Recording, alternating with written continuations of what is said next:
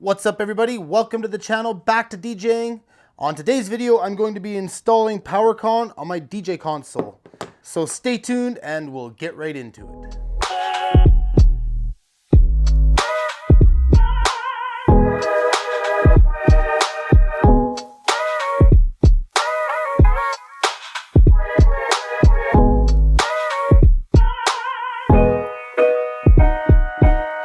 Now I already started filming this video and I accidentally deleted the memory card. So I was going to show you what the console all looks like inside, how I have it set up.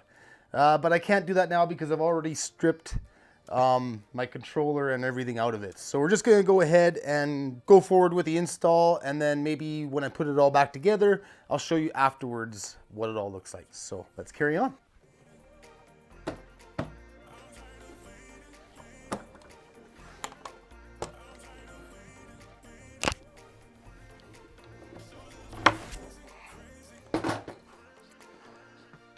So the first thing I need to do is figure out where I'm going to put the PowerCON. As you can see here, I already have an XLR mounted here.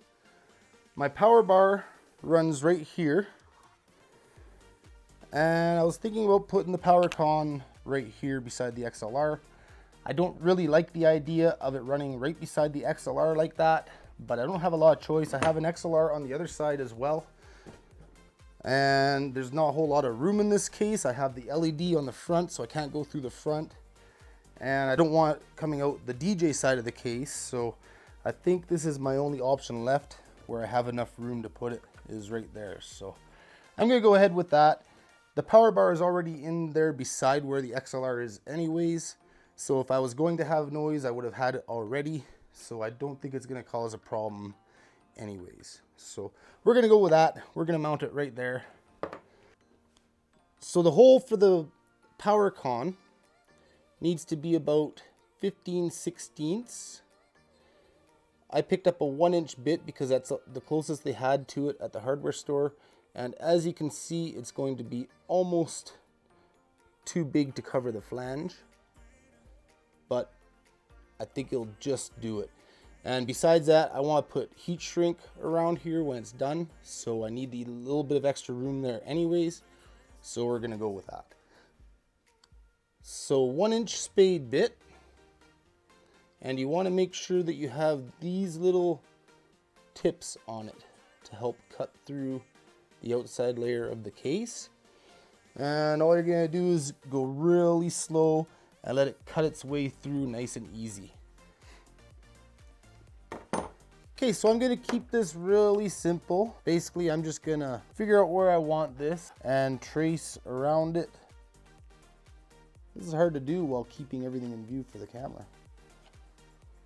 But it doesn't need to be too exact because need to be a little more exact than that. But it doesn't need to be too exact because I'm leaving a little extra room. Up, down, left, and right. Okay, so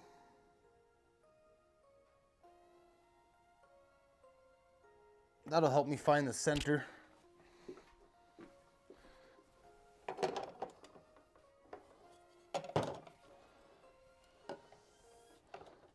And we'll just find the center by going corner to corner. Nice and easy. Nothing too fancy.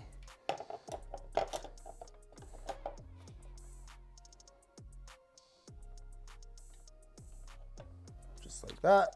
A little far. We'll clean that all up after anyways. Now, this bit, you could use a pilot hole if you want. If you use a pilot hole though, make sure you don't go much bigger than the very end of the tip here. If you go too big of a hole, then this tip isn't going to do its job of keeping the bit centered in the beginning stages of the cut. So I don't think I'm even going to use a pilot hole. I've done enough stuff like this. I'm pretty confident I can do it without one. Or maybe I will. I got one in the drill here already anyways, so I'll do a quick pilot hole, just a little one. Just like that, just to get started.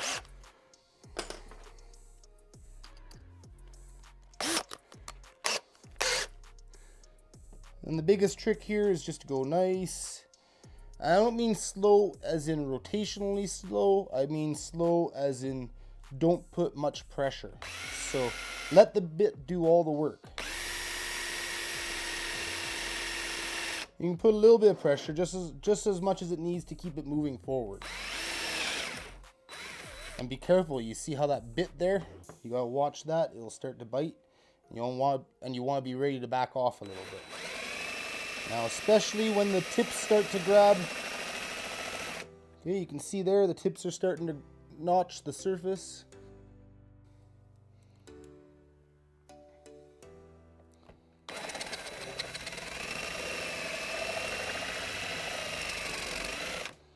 Okay, and as you can see, the tips are starting to cut the surface there. And you just want to let them do that nice and slowly.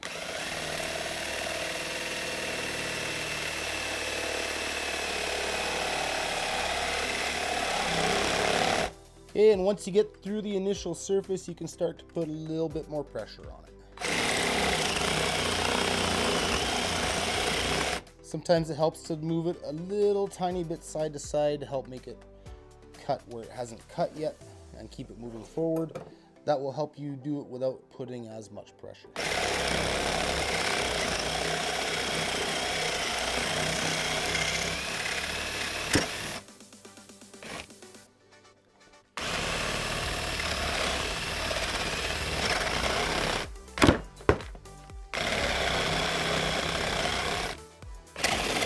Now while you're doing this, you want to watch on the inside for when that tip starts to poke through.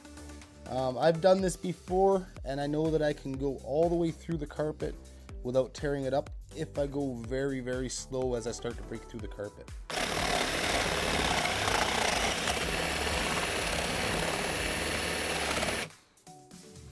Okay, and as you can see here, the tip is starting to poke through.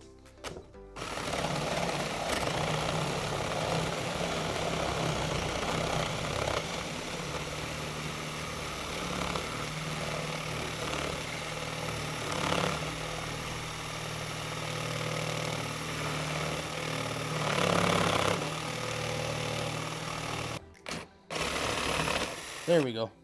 See, nice and clean. It went through without tearing up the outside, as long as you go nice and slow.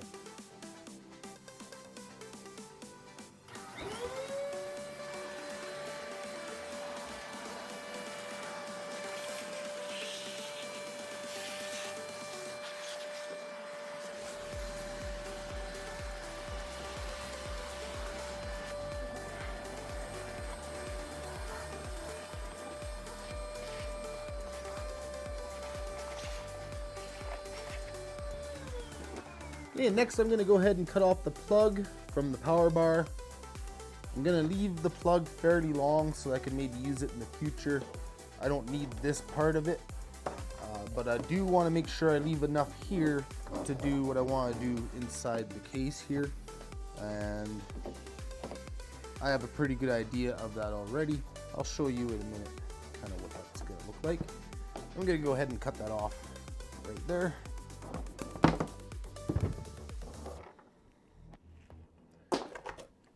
Okay, so that leaves me about maybe a foot or so, a little less than a foot of wire to do what I need to do inside the case here. So we're going to feed that through.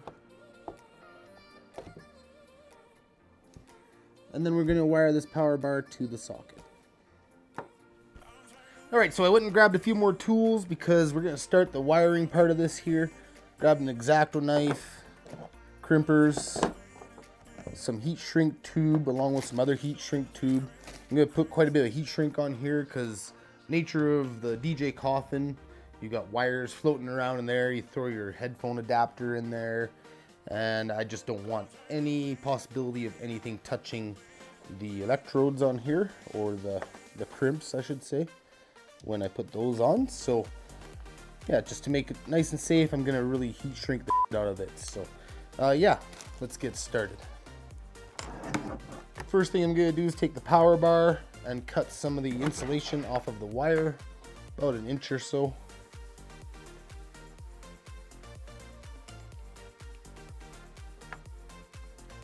You want to do this very carefully. You don't want to cut into the insulation below.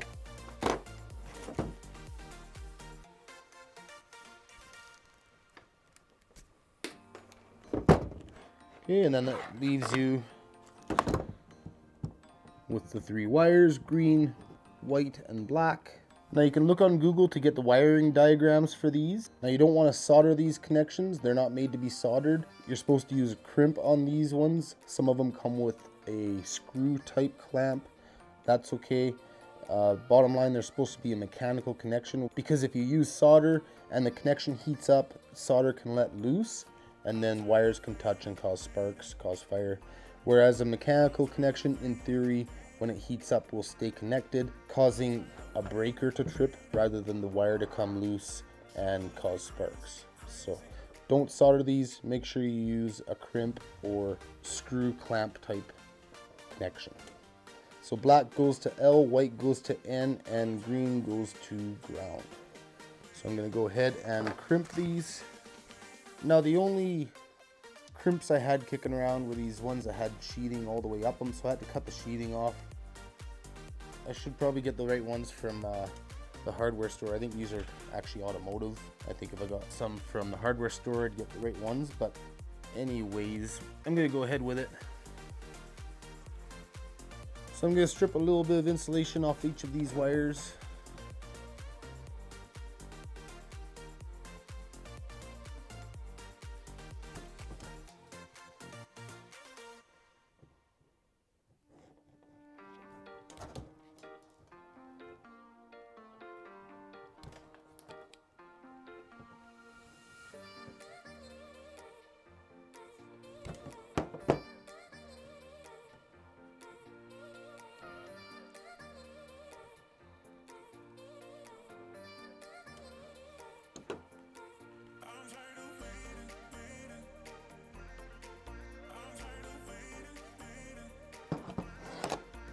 And then I'm going to crimp each of them.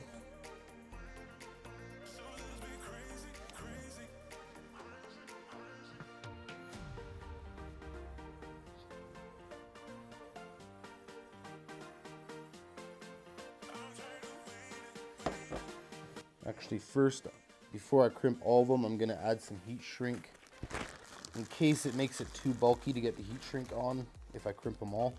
I'm going to go ahead and add the heat shrink ahead of time. I'm going to put 2 of these on just in case this big one doesn't tighten up enough against the cord. I want to make sure everything holds nice and tight. So if I have to, I'll double up these heat shrinks.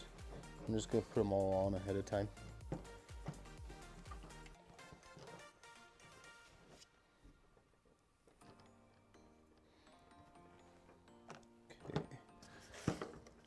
Next crimp.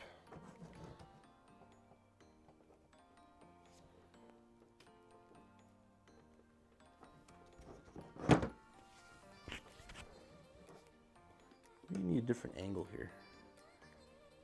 There we go. I think that's a better angle.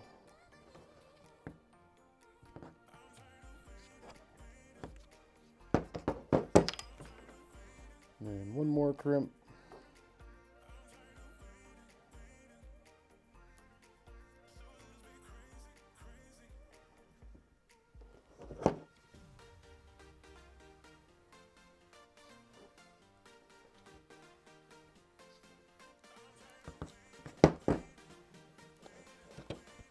And there you have it. All nicely crimped. And then we're going to put the power bar back in the box and run the wires through the hole.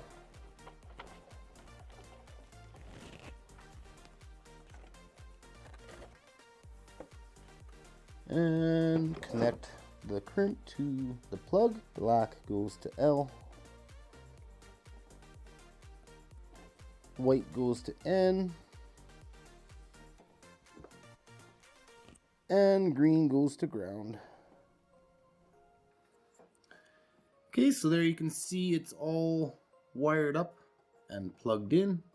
I had to actually end up replacing the ground crimp with a different one because the one I had was too big to fit in this slot here.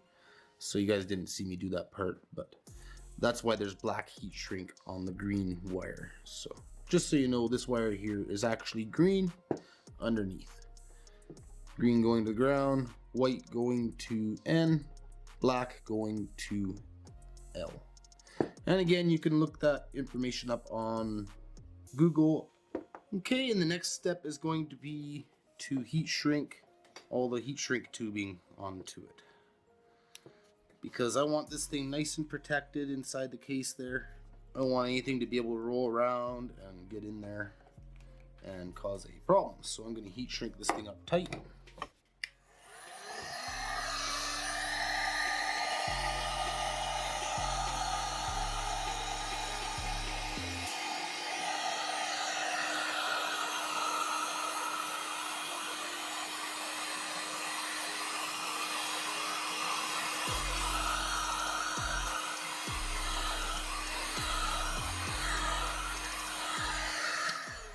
Now what I'm not sure about is if this big one is going to shrink down far enough and if it's going to fit in the hole. So we'll have to see how this goes. But I think I'm going to add another one, smaller one over top here to help the big one shrink down to the same wire size and make a nice tight fit. So we'll shrink that one down first.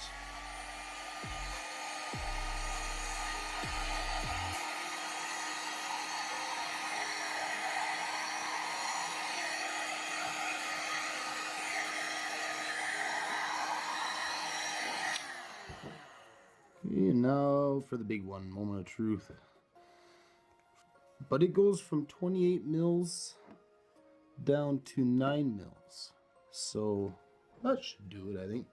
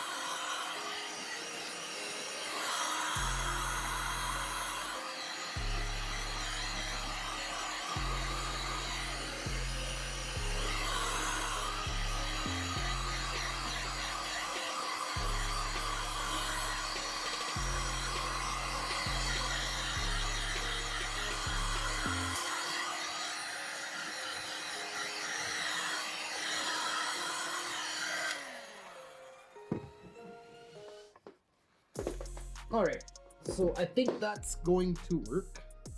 Let me show you here. Focus. As you can see, it has shrunk down pretty well. I think it's going to fit in the hole. It didn't quite close the gap here, but the main thing is that it keeps everything out of here so that nothing is going to touch any of the exposed crimps inside there. So let's try, see if it's gonna fit. Back you guys up. I think this is gonna be snug. Yeah, it's tight. All right, so that's tight, really tight. Ow. Ow. Woo, hot. So I'm gonna let that cool down a little bit, and then I think I'm gonna just shave just a tiny bit with the razor blade just to help it slide into that hole there. We'll see in a moment, and I'll shave that down a little bit so it fits in.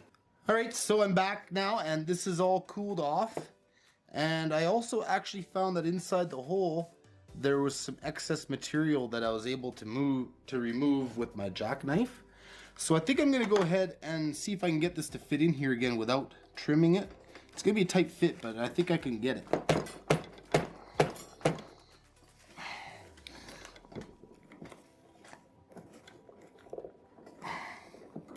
Well, maybe not.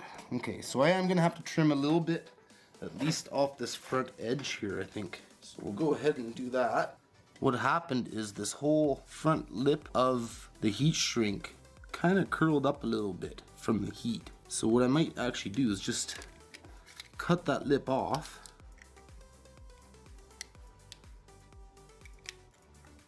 Take just a millimeter off the heat shrink there.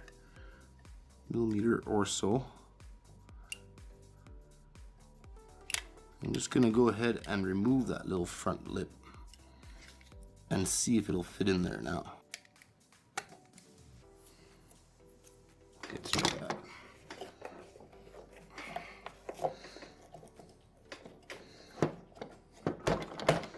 Okay, I think that's gonna go in there. I'm gonna have to use a little bit of force here. There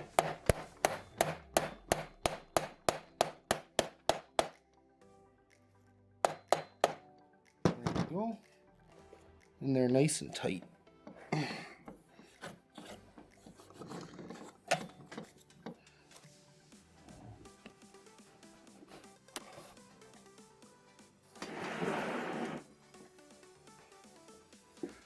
Okay, so obviously the next step will be to drill a hole and put a screw. But first I think I'm going to test this thing out, make sure I've got it wired properly. And of course I'm going to test it on something other than my DJ console. I'll be right back.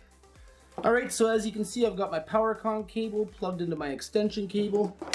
I'm going to try plugging it in and see if it works. Twist. Yeah, I've got light. Let's try out the heat gun because it's got the one-way plug.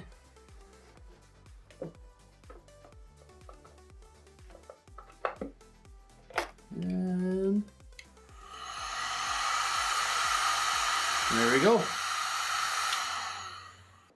I'm gonna grab the vacuum, clean it up a little bit, tuck the power bar in, and show you what it looks like on the inside here and give you kind of a close-up, and then we're going to put it all back together and show you what the case looks like when it's all done.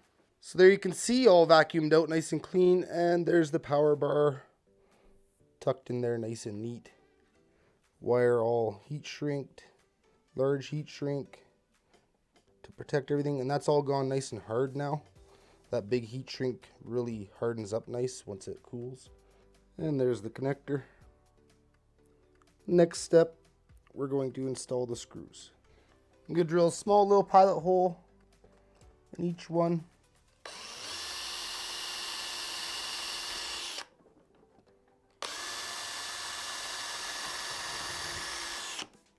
And then we'll put in the screw.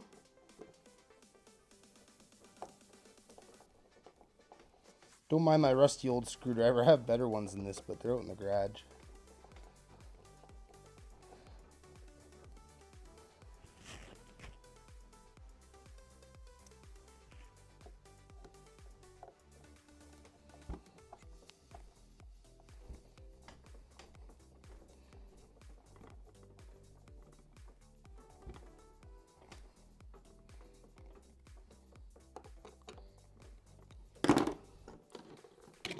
And there you have it.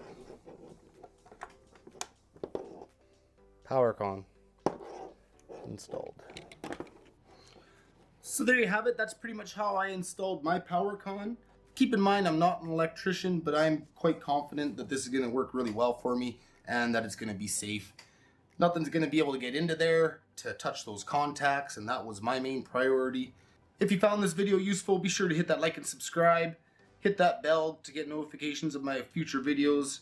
And if you want to stick around, I'm going to put this all back together and show you guys what my coffin looks like when it's all put together. So if you want to stick around for that, cool. If not, catch you next time. Alright, so I'm putting my case back together. I just wanted to show you quick what it looks like before I put my controller in, how I have some of my wiring laid out, and that kind of thing. So as you can see, I've got my power bricks underneath where the controller sits. Controller sits on these two pads here. I customized this case. It used to look like this here. And as you can see, I took the dividers out of the center and moved them out to the outsides. replaced all the carpet, and widened the top shelf, which is why I had to also widen the dividers so it would have something to slide on. So yeah, there's the power bricks. This one's for my laptop. This one's for my controller. And then the mixer lifts up like that. So you can see everything's plugged in. My laptop, my mixer, my mic, the light on the front of the coffin, and the controller. Okay, so we'll see you in a few minutes once I got the controller in, mic mounted, all that stuff, and I'll give you a look at what the whole thing looks like all done. Catch you soon. Okay, so I've got it all installed now. I'm going to give you a quick little look at how it all fits in there and how it all packs up nice and tight. Okay, and there you got my DDJ RR. Not a bad little controller. Gonna do a review of that here soon. My Yamaha mixer, my mouse pad,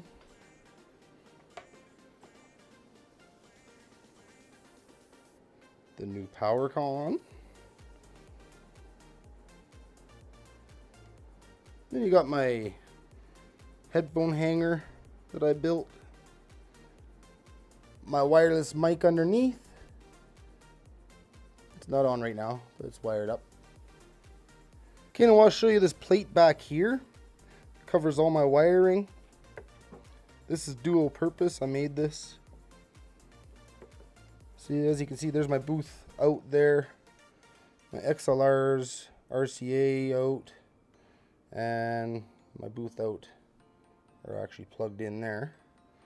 So this plate covers the wires there, but then it also fills in that part of my light just fell, fills in that part of my case. So when I close the case up, that closes off the front of my controller. Now the way I have this set up is my RCAs go to my mixer and my XLRs go to the side of the case. My mic goes also to my mixer. So this way I plug my tops into the mixer and I plug my subs into the case. That gives me more control. I can control everything with the master, but then I can control just the tops with the mixer, allowing me to separate my subs and my tops, and allowing me to make sure the mic only goes through the tops, not through the subs, because the mic runs through the mixer and the tops run off the mixer, but the subs run off the controller, basically through the XLRs. So yeah, there's my coffin.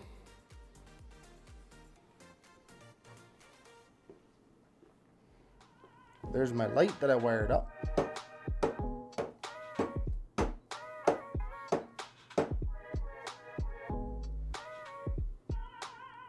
And we'll see you next time.